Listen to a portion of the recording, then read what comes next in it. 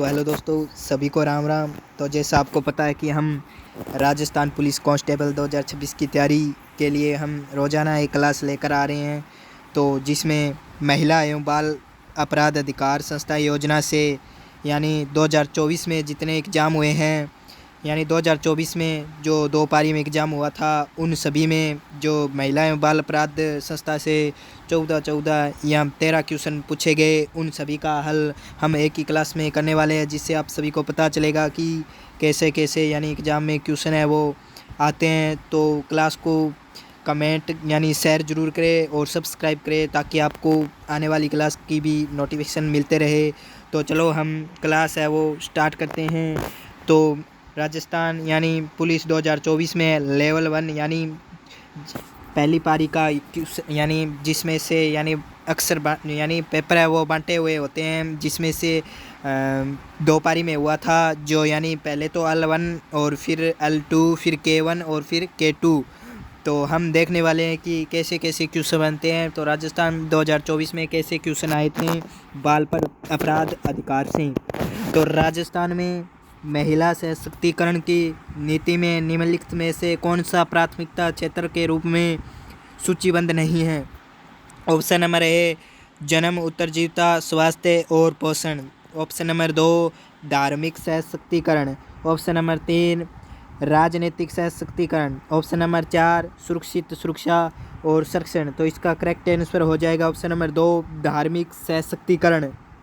तो आपके लिए बहुत ही इंपॉर्टेंट क्लास है, इससे क्वेश्चन एक भी बाहर है वो नहीं जाने वाला है, इसलिए लास्ट तक ये क्लास है वो राजस्थान पुलिस 2026 की तैयारी करने वाले सभी को लिए यानी महत्वपूर्ण होने वाली है।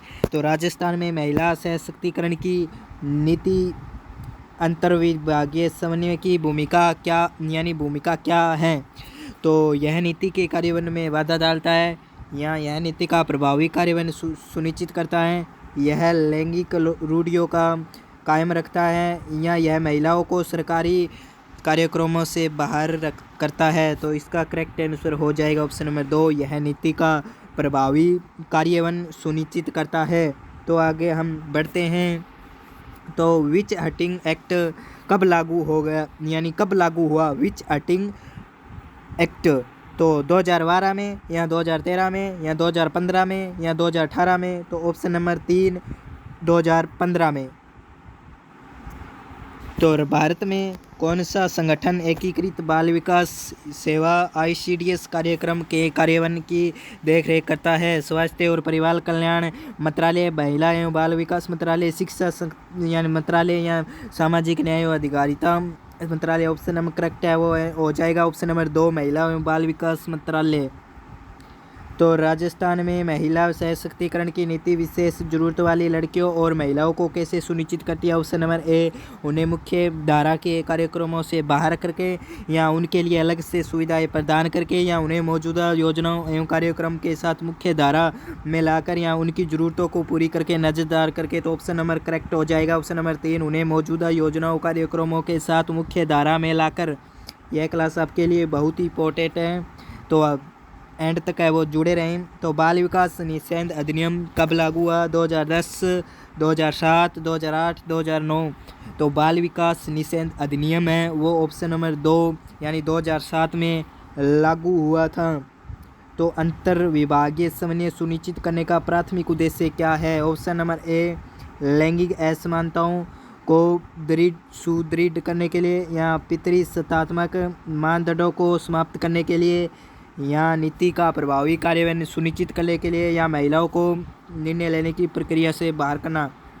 तो इसका करेक्ट आंसर ऑप्शन नंबर 3 नीति का प्रभावी कार्यान्वयन सुनिश्चित करने के लिए अंतर्विभागीय समन्वय सुनिश्चित करने का क्या है प्राथमिक उद्देश्य हो जाएगा।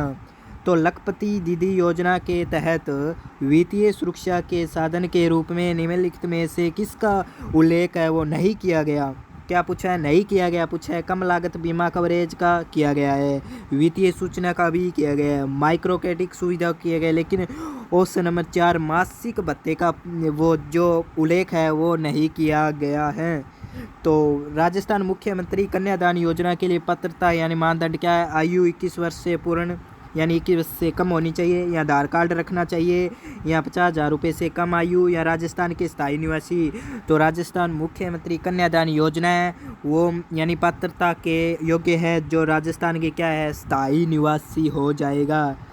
तो आगे यानी राजस्थान मुख्य स्कूटी योजना के तहत लाभ प्राप्त करने के लिए आवेदन का माध्यम क्या है, ऑनलाइन ऑफलाइन दोनों, या मोबाइल ऐप के माध्यम से। तो इसका correct answer option number A online है। ये सारे क्वेश्चन है वो 2024 में जो परीक्षा हुई थी राजस्थान पुलिस की, उसमें सारे क्वेश्चन पूछे गए हैं। 14 क्वेश्चन पूछे जा रहे हैं। तो आपके यानी इसी क्लास से वो 2026 की तैयारी कर रहा है राजस्थान पुलिस की, तो यह क्लास है वो बहुत ही महत्वपूर्ण होने वाली है।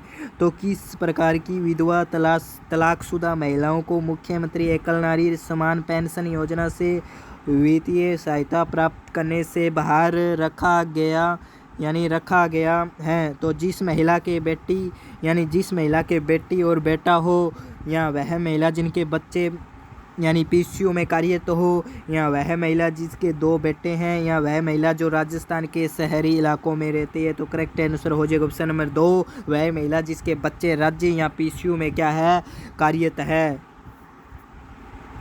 तो मुख्य स्कूटी योजना के तहत पात्र छात्रों को क्या लाभ नहीं दिया जाता है, जांच के समूह मुक्त ईंधन पात्रता मानदंडों को पूरा करने के बाद मुक्त स्कूटी, या 5 साल के लिए स्कूटी का मुक्त रखरखाव, या 5 साल के लिए स्कूटी बेचने का प्रतिबंध। ऑप्शन नंबर 3, 5 साल के लिए आप क्या करते स्कूटी का मुक्त है वो क्या है रखरखाव। तो ऑप्शन यानी कालीबाई भील मेधावी विद्यार्थी योजना किस प्रकार की योजना है। तो ऑप्शन नंबर 4, परिवहन योजना। दूसरे चरण में इंदिरा गांधी स्मार्ट योजना के तहत स्मार्ट प्राप्त करने के लिए किसे प्राथमिकता दी जाती है। ऑप्शन नंबर 2 यानी एकल महिलाएं और पेंशन प्राप्त करने वाली क्या महिलाएं हैं।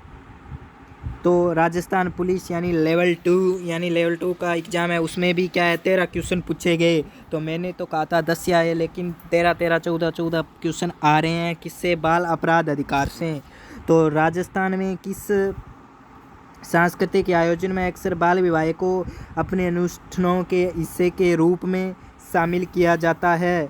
तो इसका सही करेक्टर ऑप्शन नंबर बी मौसर समारोह है। क्या मौसर समारोह है।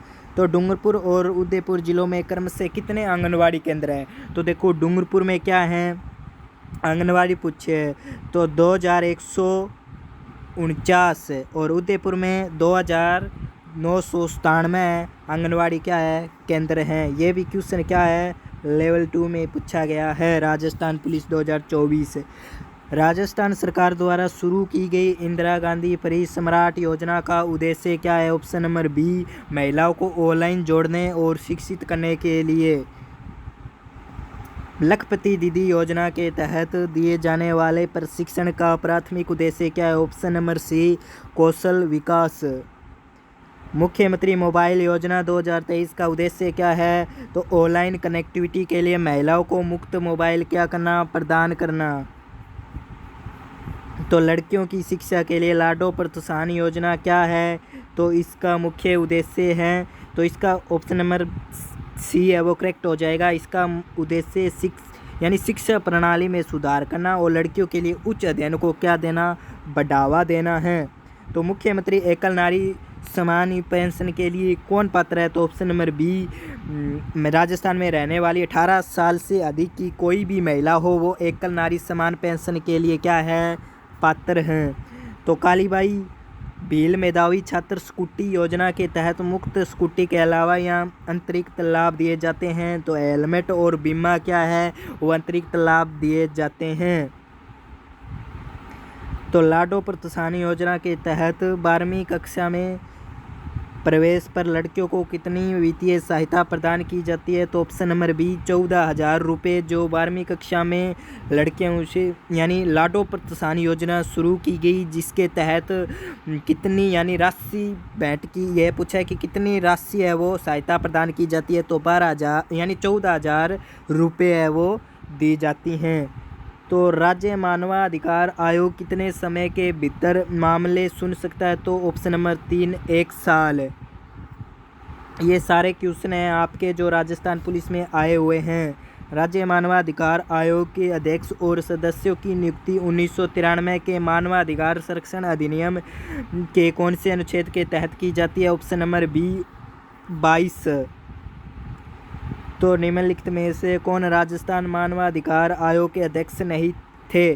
तो ये क्या है, क्वेश्चन डिलीट कर दिया गया, यानी इसका सही आंसर है वो किसी को नहीं पता था। यानी इसका राजस्थान पुलिस में क्या दिया गया था, एक नंबर बोनस दिया गया, क्योंकि यह क्वेश्चन क्या हो गया था, डिलीट हो गया था।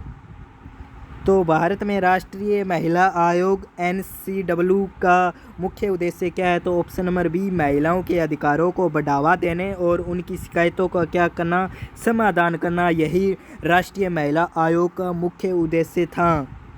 तो राजस्थान में महिला सशक्तिकरण नीति, तो राजस्थान पुलिस K1 यानी दूसरी पारी में, यानी श्रृंखला है वो विभाजित, तो यानी पेपर है वो अलग अलग श्रृंखला के हिसाब से बंटा हुआ था। यह भी यानी K1 है, उसमें भी 12 या 13 क्वेश्चन है वो बाल अधिकार से पूछे गए हैं। तो आपके लिए तभी तो मैं कह रहा हूँ कि 12 या 13 क्वेश्चन क्या आते हैं, बाल अधिकार से आते हैं, जो आपको बिल्कुल फ्री के नंबर है, बहुत सरल क्वेश्चन आते हैं। तो राजस्थान में महिला सशक्तिकरण नीति में उल्लेखित प्राथमिक दृष्टि है वो है सभी लिंगों के समान गरिमा और सम्मान का समाज बनाने के लिए। तो भारतीय दंड संहिता की धारा 376 किससे संबंधित है? वो है बलात्कार की सजा। क्या है 376 है वो किससे संबंधित है? बलात्कार की सजा। तो किस किशोर अधिनियम ने भारतीय किशोर अपराध अधिनियम 2000 को यानी प्रतिस्थापित किया? तो ऑप्शन नंबर ए किशोर न्याय विधेयक 2015। तो भारत में प्रधानमंत्री मातृ यानी वंदना योजना का प्राथमिक उद्देश्य क्या है? तो गर्भवती महिलाओं को वित्तीय सहायता प्रदान करना। ऑप्शन नंबर ए है वो करेक्ट आंसर हो जाएगा। तो निम्नलिखित में से यानी कौन सा राजस्थान में महिलाओं के लिए नीति का उद्देश्य नहीं है? तो ऑप्शन नंबर 3 सही आंसर का निर्णय लेने की प्रक्रिया में महिलाओं की भागीदारी को प्रतिबंधित करना, ये क्या है, उद्देश्य नहीं है। तो भारत में कौन सा अधिनियम बच्चों को इंटरनेट पर यौन अपराधों और शोषण से सुरक्षा प्रदान करता है? तो वह अधिनियम है यौन अपराधों से बच्चों की सुरक्षा पॉक्सो अधिनियम। क्या है? पॉक्सो अधिनियम है जो बच्चों को क्या है, यौन अपराधों से क्या है, सुरक्षा प्रदान करता है। तो मुफ्त स्कूटी योजना के तहत स्कूटी वितरण का सबसे कम प्रतिशत किस शैक्षणिक यानी स्ट्रीम को प्राप्त हुआ था? तो वो हुआ, यह भी क्वेश्चन क्या कर दिया गया, डिलीट कर दिया गया। यह क्वेश्चन राजस्थान पुलिस में 2024 में पूछा गया था। इसका क्या है, बोनस मिल गया था, क्योंकि इसका सही आंसर है वो कोर्ट से नहीं मिला। तो राजस्थान लाडो प्रोत्साहन योजना के तहत लड़कियों को आजीवन वित्तीय सहायता चरणों में प्रदान करने का उद्देश्य है उपयुक्त सभी हो सकता है, यानी स्कूल की उपस्थिति और समाप्ति को प्रोत्साहित करने के लिए, यह भी सही है, उच्च शिक्षा के लिए यह भी सही है, और व्यवसाय तक पहुंचने के लिए वित्तीय सुरक्षा, यानी पॉजिटिव है सब। तो क्या है जगह उपयुक्त सभी। तो राजस्थान में इंदिरा गांधी मुक्त सम्राट योजना है वो किसने शुरू की? तो मुख्यमंत्री अशोक गहलोत ने इंदिरा गांधी मुक्त सम्राट योजना किसने शुरू की? मुख्यमंत्री अशोक गहलोत। यह भी क्वेश्चन 2024 में वो पूछा गया था। मुक्त स्कूटी योजना के अनुसार किस प्रकार का स्कूल छात्र भागीदारी के लिए योग्य नहीं है? ऑप्शन नंबर 4 आपका करेक्ट आंसर व्यवसाय प्रशिक्षण देने वाले स्कूल।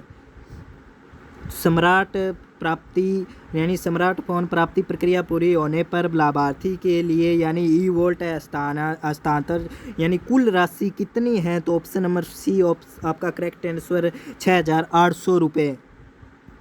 देवनारायण स्कूटी वितरण प्रोत्साहन योजना के तहत प्राप्त स्कूटर को कब तक बेचना प्रतिबंध है? तो ऑप्शन नंबर 3 यानी 3 साल है वो आप देवनारायण स्कूटी के तहत मिलने वाली स्कूटरी को नहीं बेच सकते। यह क्या है, 3 साल के लिए बिल्कुल प्रतिबंध है।